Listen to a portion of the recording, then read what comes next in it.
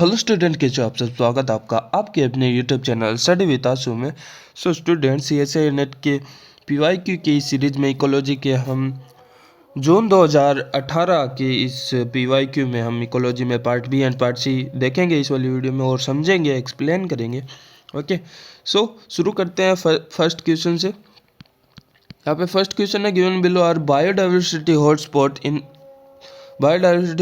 in decreasing order of endemic plant species recorded in them, selected the correct order. Okay, so decrease order में हमें पूछा है, means सबसे ज़्यादा यहाँ पे कौन सा होगा और सबसे कम यहाँ पे कौन सा होगा। ठीक है, सो बायोडाइवर्सिटी की अगर हम बात करें तो यहाँ पे western Ghat, Indo Burma, Sundaland and Philippines में से अगर हम बात करें सो यहाँ पे हम एक लिस्ट देखते हैं। तो यहाँ पे सबसे ज़्यादा की अगर हम बात करें सो वो सुंडालैंड के यहाँ पे है, वो 2013 में है, वो डिक्लेयर हुआ था कि world's biosphere result by United Nation USA। And यहाँ पे Sundaland is one of the biologically richest hotspot in the world, which is comprise 25,000 species of vascular plant. Okay, so 25,000 species vascular plant की species यहाँ पे, और जिनमें से 15,000 है वो इसी ओनली एक रीजन में है वो मिलती है। ठीक है, तो सुंडालैंड में है वो सबसे ज़्यादा है। और उन ऑप्शन के अकॉर्डिंग है वो, अगर हम देखें सो यहाँ पे वेस्टर्न घाट है, उसकी ओनली हमारे पास यहाँ पे है वो 229 प्लांट स्पीसीज ही है वो देखने को मिल रही है। तो वेस्टर्न घाट में है वो काइंड ऑफ सबसे कम हमें देखने को मिलती है, western Ghat and Sri Lanka. Okay, and Indo Burma में भी अच्छी खासी है वो यहाँ पे बायोडाइवर्सिटी देखने को मिलती है। 1300 यहाँ पे है वो बर्ड स्पीसीज है, तो आप समझ ही सकते हो कितनी ज़्यादा बायोडाइवर्सिटी यहाँ पे है वो होगी। ठीक है, सो लेकिन सुंडालैंड में सबसे ज़्यादा होगी। ठीक है, और वेस्टर्न घाट में सबसे कम होगी, ये हमें है वो याद रखना है। अब अगर हम ऑप्शन देखें सो यहाँ पे वेस्टर्न घाट इंक्रीजिंग ऑर्डर में सबसे पहले दे रखा है, तो ये तो नहीं होगा ऑप्शन एक। एंड फिलीपींस, एंड सुंडालैंड के बाद में इंडोबुर्ना एंड यहाँ पे वेस्टर्न घाट। सो यहाँ पे फिलीपीन वर्ल्ड में है वो यहाँ पे वन ऑफ द मोस्ट है, यहाँ पे हमने देखा था सुंडालैंड था। सो यहाँ पे ऑप्शन बी नहीं होगा, ऑप्शन सी में है वो सुंडालैंड है एक नंबर पे, फिर इंडोबुर्ना है, ठीक है, फिलीपींस, देन वेस्टर्न घाट सबसे लास्ट में। सो यहाँ पे ऑप्शन सी है, यहाँ पे हमारा करेक्ट हो जाएगा। ओके, ऑप्शन डी वेस्टर्न घाट सबसे पहले है, ये होगा ही नहीं। ठीक है,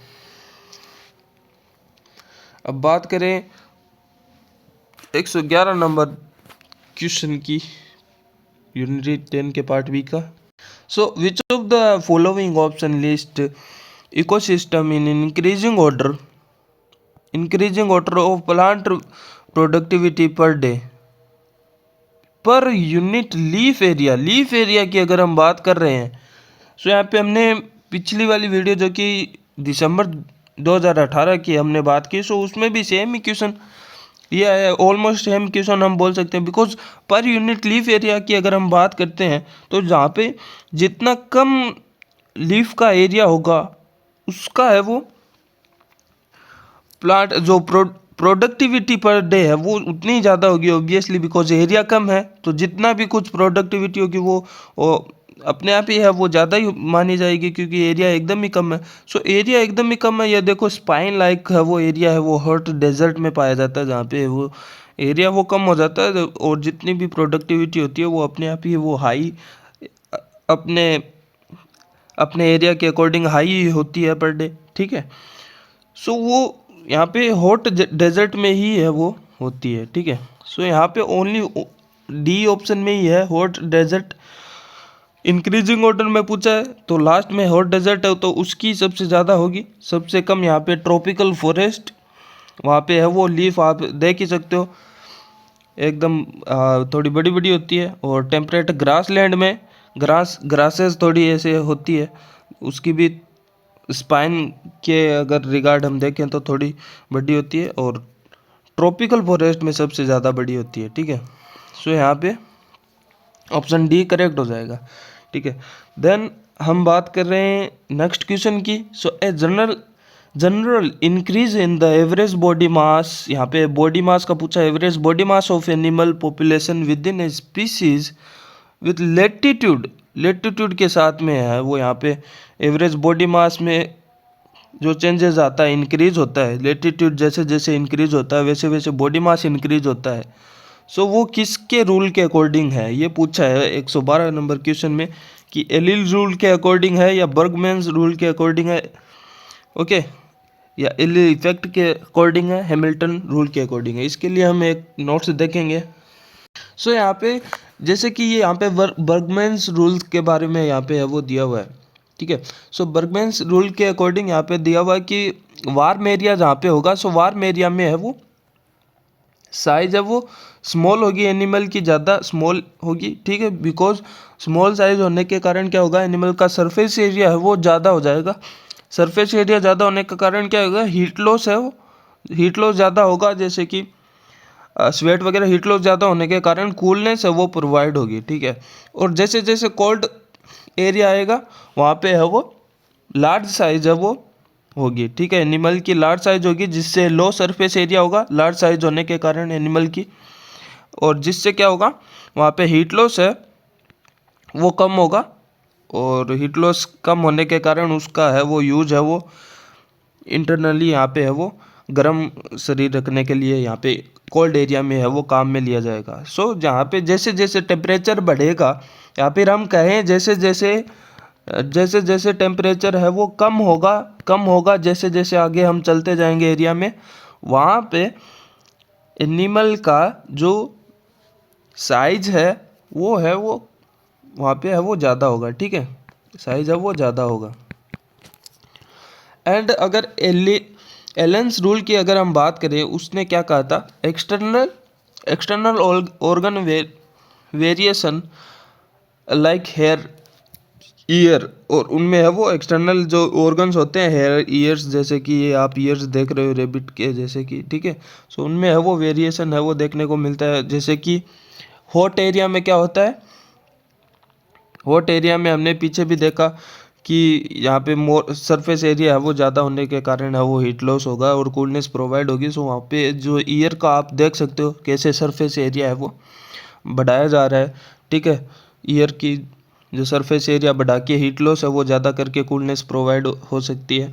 कोल्ड में यही आप ईयर है वो छोटे छोटे आप देखे होंगे, कोई भी एनिमल आप है वो एज्यूम कर लो, उनके ईयर है वो छोटे छोटे होंगे इन कंपेयर टू वही एनिमल जो गर्म इलाके में रहता है उसके, जैसे कि रेबिट है वो, उसके है वो कान है वो सरफेस एरिया को बढ़ाने के लिए हाई रहते हैं, ठीक है।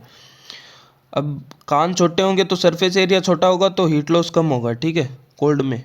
सो ये एक्सटर्नल ऑर्गन के बारे में बताया था एलेंस रूल ने। यानी ग्लोगर्स रूल ने क्या बताया था, जो कोल्ड एरिया में है वो लाइट कलर के ऊपर है वो ग्लोगर्स रूल ने है वो बताया था कि कोल्ड एरिया में लाइट कलर के एनिमल होते हैं और हॉट एरिया में है वो डार्क कलर के एनिमल होते हैं इन जनरली, ठीक है। क्योंकि लाइट कलर के कोल्ड एरिया में जब होंगे वाइट जैसे कि बर्फ़ होती है, बर्फ़ की चादर होती है, वहाँ पे लाइट एरिया में है वो जल्दी से दिखेंगे नहीं अपने प्रीडेटर को, ठीक है। और भी बहुत सारे कारण हो सकते हैं, ठीक है। और रही बात हैमिल्टन रूल की, हैमिल्टन रूल आप सभी को पता ही है, ठीक है। वहाँ पे है वो एंड यहाँ पे एली इफेक्ट है वो अलग ही होता है। एली इफेक्ट है वो पॉपुलेशन की डेंसिटी और पॉपुलेशन के ग्रोथ उनका कोरिलेशन के अकॉर्डिंग है वो होता है, ठीक है। एलेंस रूल हमने देखा, बर्गमन्स रूल हमने देखा, ठीक है। सो यहाँ पे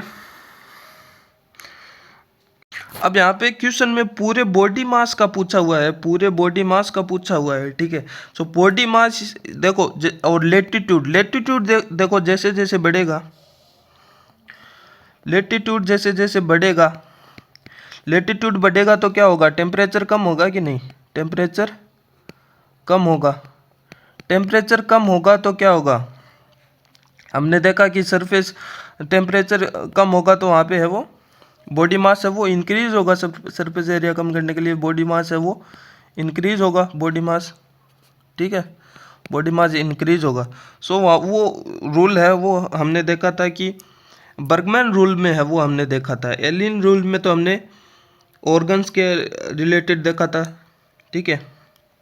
सो बर्गमैन रूल के अंदर हमने ये देखा था, तो यहाँ पे ऑप्शन बी हो जाएगा करेक्ट। अब देखते हैं नेक्स्ट क्वेश्चन, जिसमें rural species are those which are found in the environment with rural species के बारे में पूछा है। सो यहाँ पे ग्रिम्स ट्रायंगल के ऊपर है ये क्वेश्चन। तो ये ग्रिम्स ट्रायंगल हमने डिटेल में हमने पिछले वाली वीडियो में, यानी कि दिसंबर 2018 के CSIR में भी ये सेम ग्रिम्स ट्रायंगल के ऊपर क्वेश्चन पूछा था, तो हमने पिछली वाली वीडियो में डिस्कस किया था डिटेल में। सो यहाँ पे हमने पीछे वाली डिस्कस किया था कि जैसे कि इस बार रूरल इस क्वेश्चन में पूछा था, तो रूरल है वो एरिया ये है, आप ये एरिया रूरल का आप देख सकते हो, ठीक है। जहाँ पे है वो ये देखो ग्रिम्स ट्रायंगल, यहाँ पे हाई डिस्टर्बेंस रहता है और लो कंपटीशन रहता है। और यहाँ पे ये जो एरिया है, यानी कि जो कंपिटिटर्स जो एरिया है, ये वाला जो एरिया यहाँ पे है वो कंपटीशन हाई है और स्ट्रेस लो है, ठीक है। ये रहा स्ट्रेस है वो यहाँ पे लो है, ठीक है। सो वो आप देख सकते हो। और अगर आप स्ट्रेस टॉलरेंट स्पीसीज की अगर कभी पूछ ले, तो वो यहाँ पे है वो ये रहा एस, ये रहा स्ट्रेस है, यहाँ पे स्ट्रेस हाई रहेगा, डिस्टर्बेंस है वो लो रहेगा। सो ये हमने डिटेल में हमने देखा था कि जो रूरल स्पीसीज का इस वाले में पूछा है, तो वहाँ पे रूरल स्पीसीज में डिस्टर्बेंस हाई रहता है, कंपटीशन लो रहता है। और भी हमने डिस्कस किया था कि जैसे कि यहाँ पे ट्री एंड सर्ब्स है, वो मॉडरेट स्ट्रेस वाले यहाँ पे इस वाले रीजन में होता है, कभी पूछ सकते हैं, ठीक है।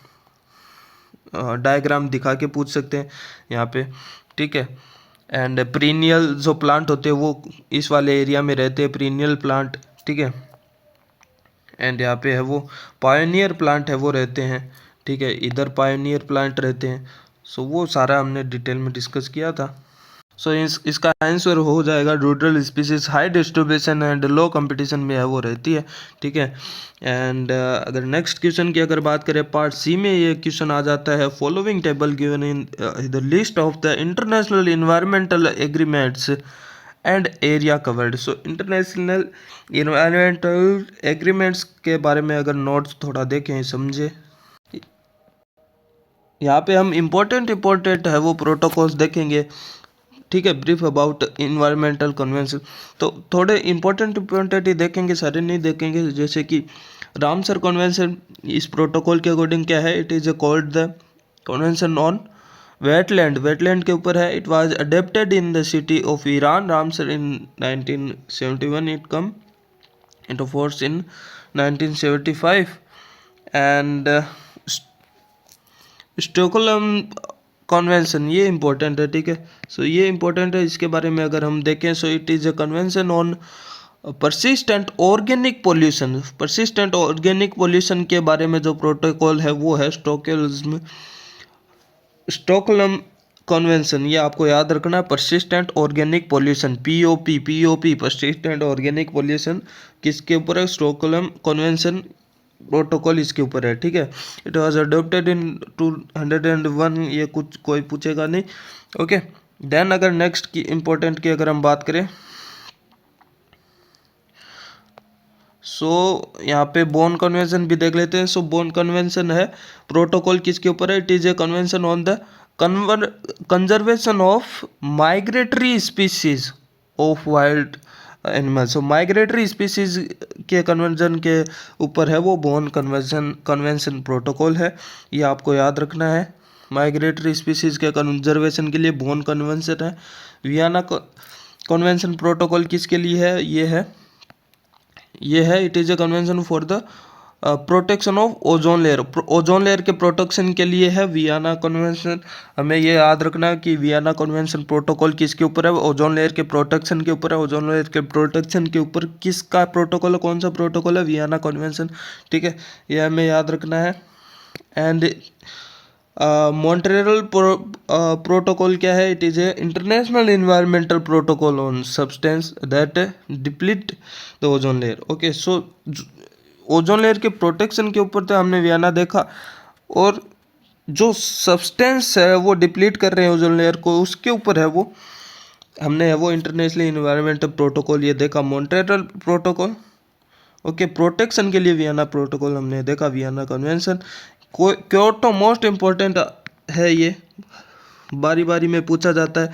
Kyoto protocol, Kyoto protocol it is an international protocol to reduce greenhouse gas emission, greenhouse gas emission, Kyoto protocol, greenhouse gas emission, Kyoto protocol, याद रख लो, आप रट लो चाहिए तो, Kyoto protocol greenhouse gas emission को reduce greenhouse gas emission को है वो के ऊपर है प्रोटोकॉल, क्योटो प्रोटोकॉल। कौन सा प्रोटोकॉल? क्योटो प्रोटोकॉल, ठीक है। यहाँ पे आप देख सकते हो, लेकिन जो इम्पोर्टेंट हमने है वो देख लिया। बेसल कॉन्वेंशन, एक और इम्पोर्टेंट ये है बेसल, बेसल कॉन्वेंशन, ठीक है। यहाँ पे बेसल कॉन्वेंशन ये भी इम्पोर्टेंट है। It is a convention on the control of trans boundary movements of hazardous waste, okay. जो वेस्ट एंड देयर डिपोजल, इसके ऊपर है वो बेसल कन्वेंशन है वो आया है, ठीक है। Trans boundary movement of hazardous जो वेस्ट होते हैं एंड डिस्पोजल होते हैं, उनके ऊपर है वो बेसल कन्वेंशन है। एंड जो कैरेटिजिना प्रोटोकॉल ये भी इम्पोर्टेंट है। तो 3-4 इम्पोर्टेंट हम मैंने बताया, तो वो आपको याद रखना ही रखना है। जो कैरेटिजिना प्रोटोकॉल है वो है international environmental protocol on bio safety to the convention on biological diversity, okay. Bio safety of convention of biological diversity के ऊपर है कैरेटिजिना प्रोटोकॉल, ठीक है। सो अब क्वेश्चन में अगर हम देखें, सो यहाँ पे पूछा बेसल कन्वेंशन। बेसल कन्वेंशन हमने देखा कि हजार्डियस वेस्ट एंड डिस्पोजल के ऊपर कंट्रोल के रिगार्डिंग था। तो ये रहा hazardous waste and their disposal control trans boundary movement. तो ये पी इसके हो जाएगा 2, P2 हो जाएगा, ठीक है। एंड P2 यहाँ पे किस किस में है? P2 इसमें नहीं है, ये नहीं होगा, बी हो सकता है, सी नहीं होगा, डी हो सकता है, ठीक है। तो अब देखते हैं कैरेटिजिना प्रोटोकॉल, ये भी हमने देखा था लास्ट में, आप याद करो, जो कि बायो सेफ्टी के रिगार्डिंग था, मैंने अंडरलाइन भी लगाया था, ठीक है। सो वो है यहाँ पे अपना Q1 हो जाएगा, ठीक है। सो यहाँ पे Q1 इसमें नहीं है, तो ऑप्शन बी है वो करेक्ट हो जाएगा। आगे भी देख लेते हैं क्योटो प्रोटोकॉल। क्योटो प्रोटोकॉल हमने देखा था ग्रीन हाउस गैस के एमिशन को रिड्यूस करने में, ठीक है। सो वो 3 हो जाएगा। एंड स्टॉकहोल्म कन्वेंशन है वो यहाँ पे हमारा लास्ट में बचेगा, वही जो कि है परसिस्टेंट ऑर्गेनिक पोल्यूशन वगैरह पे हमने देखा, ठीक है। सो ये हो जाएगा। सो नेक्स्ट हम देखते हैं पार्ट सी का ही question. The following figure is the risk graph that illustrate the percent risk a species faces toward extinction, okay. So यहाँ पे एक्सटिंक्शन का सबसे ज़्यादा पी को है, पी स्पीसीज को है। So the following are rank assigned according to the IUCN's red list category, ठीक है। सो यहाँ पे हमें बताना है कि पी यहाँ पे कौन सा है, क्रिटिकल इंडेंजर है, न्यू थ्रेटन्ड है, वेरिएबल है, लीस्ट कंसर्न है, ठीक है। सो यहाँ पे तो हमें पता है कि जो सबसे ज़्यादा डेंजर में होता है एक्सटिंक्शन के, जिसका ज़्यादा खतरा होता है जो एक्सटिंक्शन के, सो वो क्रिटिकली इंडेंजर में आता है, ठीक है। ये तो हमें पता ही है, ठीक है ना। तो देखो, जैसे कि सबसे ज़्यादा खतरा जिसको होता है वो एक्सटिंक्शन के लिए, जो एक्सटिंक्शन होने वाला, तो वो क्रिटिकली इंडेंजर में है वो आता है सबसे ज़्यादा एक्सटिंक्ट होने वाला। उसके बाद में जो जिसको एक्सटिंक्ट होने का खतरा है वो होता है नियर थ्रेटेंड, नियर थ्रेटेंड है वो होता है, ठीक है। एंड देन उसका बाद में है वो नियर थ्रेटेंड नहीं, यहाँ पे नियर थ्रेटेंड उसके बाद में आएगा, यहाँ पे होता है वनरेबल, ओके। उसके बाद में आता है near threatened, near threatened, and then आता है सबसे लास्ट में जिसको थोड़ा कम खतरा होता है, सबसे कम खतरा होता है एक्सटिंक्शन होने का, सो वो होता है फिर लीस्ट, यानी सबसे कम, यानी लीस्ट कम, यानी लीस्ट कंसर्न। ओके, कंसर्न, इससे आप याद रख सकते हो। तो लीस्ट कंसर्न ये तो आपको वैसे ही पता चल जाएगा नाम से ही, लीस्ट यानी सबसे कम खतरा जिसको होगा, सो वो तो सबसे लास्ट में होगा। सो लीस्ट यहाँ पे सबसे कम ग्राफ में यही है, सो आर होगा लीस्ट कंसर्न यहाँ पे 4, R4 यहाँ पे हम ऑप्शन में देख लेंगे कौन सा R4 इसमें है, ओनली इसमें ही है, ठीक है। तो इसमें भी नहीं है, इसमें भी नहीं है, इसमें भी नहीं है, तो यहाँ पे ऑप्शन एक से ही हो जाएगा, आर यानी लीस्ट कंसर्न से ही हो जाएगा, ठीक है। फिर देखने की ज़रूरत ही क्या है। एंड पी जो सबसे ज़्यादा है वो क्रिटिकली इंडेंजर होगा ही, ठीक है, और ये भी अब अपना मिल रहा है, ठीक है। एंड क्यू है वो वल्नरेबल हो जाएगा, एंड एस है वो यहाँ पे नियरली थ्रेटन्ड हो जाएगा, ठीक है। सो यहाँ पे ऑप्शन ए है वो करेक्ट हो जाएगा। नेक्स्ट क्वेश्चन की अगर हम बात करें, the complexity of food web in a community is quantified using certain parameter which are defined below, which of the following is an incorrect representation. Okay, so इसमें चेन लेंथ को निकालने का जो फॉर्मूला होता है वो चेन लेंथ को देखने का फॉर्मूला कैलकुलेट करने का। So average number of link, जो कितनी लिंक है between tropical levels, tropicals level T1 T2, सो T3 टॉप जो टॉप कार्निवल, जो जितने भी ट्रॉपिकल लेवल होते हैं उसमें कितनी नंबर ऑफ लिंक है upon total number of tropical level, कितने लेवल है। जैसे कि मान लो कितनी भी लिंक है 10 और ट्रॉपिकल लेवल है 3, सो उस प्रकार से वो चेन लेंथ है वो निकाला जाता है। सो ये फॉर्मूला बिल्कुल करेक्ट है।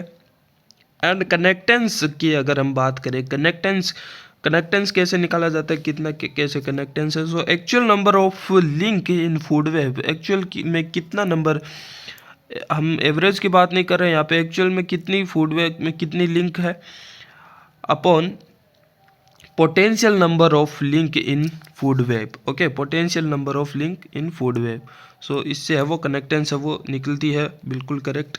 एंड थर्ड की अगर हम बात करें, potential link in food web where an number of species, so potential link को निकालने के लिए जो फॉर्मूला आता है वो n-1 upon actual number of link, ये नहीं होता है यहाँ पे।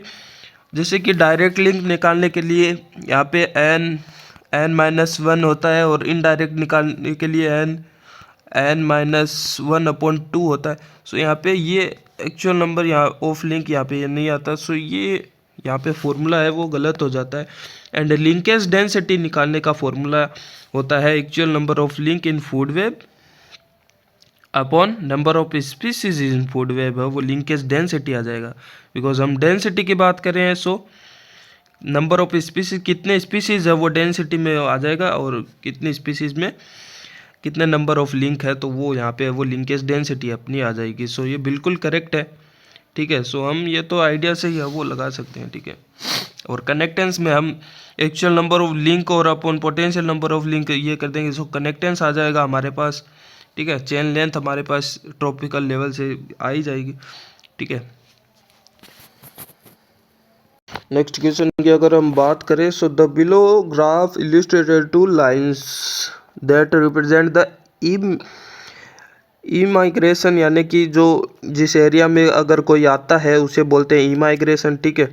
सो वो एक तो ई माइग्रेशन की है एंड एक है एक्सटिंक्शन रेट की, ठीक है। एक्सटिंक्शन रेट की for island based on the it's distance from mainland. Okay, solid line,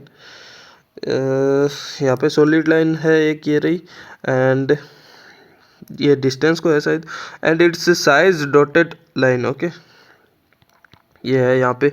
and which of the following is true for this island. Okay, so यहाँ पे डिस्टेंस के लिए, distance of the isle from mainland, यहाँ पे ये dotted line है ये दिखा रखा है, एंड यहाँ पे हमारे पास डॉटेड लाइन है, सॉरी डॉटेड लाइन हमें साइज़ के बारे में, ये जो लाइन है वो साइज़ ऑफ आइलैंड कितना है वो बड़ा आइलैंड है उसके अकॉर्डिंग है ये। सो हमें देखना क्या है, हमें बताना है कि आइलैंड के बारे में बताना है। It is close to the mainland and is very small. So वो थोड़ा इंटरप्रिटेशन करना पड़ेगा। सो यहाँ पे अगर ग्राफ में देखें तो शुरुआती में है, यहाँ पे इधर से शुरुआती में इमिग्रेशन की बात करें तो यहाँ पे इमिग्रेशन मैक्सिमम है। यहाँ पे इमिग्रेशन मैक्सिमम तब होता है जब है वो कोई आइलैंड है वो मेनलैंड के नज़दीक होता है, ठीक है, नज़दीक होता है। सो नज़दीक होता है तब भी है वो इमिग्रेशन है वो हाई होता है। सो यहाँ पे मैक्सिमम शुरू में दिखा रहा है, इसका मतलब वो क्लोज होगा। सो यहाँ पे क्लोज इसमें भी है, इसमें भी है, वो क्लोज इसमें फार है, इसमें फार है। सो बी और डी तो नहीं होगा, ठीक है। अब ए और सी में से देखते हैं। अब यहाँ पे एक्सटिंक्शन रेट है वो इतना मैक्सिमम भी नहीं है, ठीक है। मैक्सिमम अगर होता है एक्सटिंक्शन मैक्सिमम होता है, इसका मतलब स्मॉल साइज़ है, ठीक है। लेकिन इतना भी ज़्यादा यहाँ पे एक्सटिंक्शन नहीं है। ये ग्राफ शायद मॉडरेट है तो वो पता नहीं मैक्सिमम की तरफ जाएगा या फिर मैं यहाँ पे अगर लो मान के चलूँ तो यहाँ पे अकॉर्डिंग टू मी यहाँ पे है वो उसका आइलैंड का साइज़ देखो। यहाँ पे देखो, अगर यहाँ पे बात करें तो यहाँ पे एक्सटिंक्शन थोड़ा लो ही है, मैक्सिमम की तरफ नहीं है। तो लो लो एक्सटिंक्शन वहाँ पे ही होगा जहाँ पे लार्ज एरिया होगा, ठीक है। अगर स्मॉल एरिया होगा वहाँ पे तो एक्सटिंक्शन जल्दी होगा, हाई रेट होगा एक्सटिंक्शन का। तो यहाँ पे लार्ज एरिया होगा और वो क्लोज होगा, ठीक है। सो यहाँ पे ऑप्शन सी अकॉर्डिंग टू में करेक्ट होना चाहिए। और बाकी इसमें कोई करेक्शन होगा तो आप प्लीज़ कमेंट करना और मैं भी कर दूंगा अगर मेरे को कुछ करेक्शन मिलता है। नेक्स्ट क्वेश्चन अगर हम देखें, so following are certain statement regarding energy efficiency of ectotherms and endotherms। Okay, so ectotherm और एंडोथर्म्स के ऊपर एनर्जी एफिशिएंसी के बारे में है वो हमारे पास है वो ये क्वेश्चन है। So ectotherm have high assimilation efficiency नहीं and but low production efficiency. So देखो एक्टोथर्म जैसे कि कोई भी एनिमल आप इमेजिनेशन कर लो, जैसे कि यहाँ पे मेंढक हो गया, ठीक है। तो उसमें हाई एसिमिलेशन कहाँ पे होता है? एसिमिलेशन वो इतना एसिमिलेशन मतलब इतना ज़्यादा वो खाता पीता थोड़ी, एसिमिलेशन तो उसमें है वो लो ही रहता है। एंड यहाँ पे प्रोडक्शन भी है, प्रोडक्शन है वो हाई रहता है, ठीक है। एक्टोथर्म में प्रोडक्शन हाई रहता है, यहाँ पे लो नहीं रहता है, ठीक है। एंड एक्टोथर्म नेक्स्ट स्टेटमेंट देखते हैं तो यहाँ पे एक्टोथर्म हैव लो एसिमिलेशन, हाँ एसिमिलेशन तो लो ही रहता है एक्टोथर्म जो एनिमल्स रहते हैं उनमें। And but high production efficiency, ठीक है। सो ये होता है इनमें एक्टोथर्म में, क्यों answer. And endotherm have high assimilation, देखो हम कितना देखो सुबह खाते हैं, दोपहर खाते हैं, शाम को खा लेते हैं, ठीक है। तो एसिमिलेशन एफिशिएंसी ऑब्वियसली एंडोथर्म की हाई रहती है, ठीक है। And but low production efficiency, ठीक है। सो ये ऑप्शन आर बिल्कुल हमारे पास करेक्ट है, ठीक है। एस का हम देखते हैं, endotherm have low assimilation efficiency. Endotherm यहाँ पे एंडोथर्म जो हमारे हम एंडोथर्म में होते हैं तो वो लो एफिशिएंसी थोड़ी होती है हमारी। सो ये यहाँ पे सीधा ही इनकरेक्ट हो जाता है, ठीक है। तो हमें तो एसिमिलेशन का भी पता रहता तो ये अपना है वो अपने आप ही है वो पी एंड एस है वो इनकरेक्ट हम कर देते, ठीक है। तो ऑप्शन एलिमिनेशन से भी ये हो जाता, ऑप्शन बी करेक्ट एकदम में करेक्ट हो जाएगा। सो यहाँ पे हमने कंप्लीट कर लिया है जून 2018 with proper explanation of every topics. Like यहाँ पे हमने बात की किस प्रकार से हमने प्रोटोकॉल्स देखे, ठीक है। एंड यहाँ पे हमने देखा सब कुछ, Allen rule, Bergmann's rule, Allen effect, Hamilton rule तो हमें पहले से ही है वो पता है, ठीक है। सो इतना ही था इस वाली वीडियो में। और ये सीरीज़ एंजॉय करने के लिए PYQs एंड प्रैक्टिस क्वेश्चन, क्योंकि सीसा नेट एग्ज़ाम है वो नज़दीक आ गया है। सो एग्ज़ाम ओरिएंटेड ये सीरीज़ आपके लिए हेल्पफुल होगी, तो इसके लिए सब्सक्राइब आप कर सकते हो चैनल को। Okay, bye bye.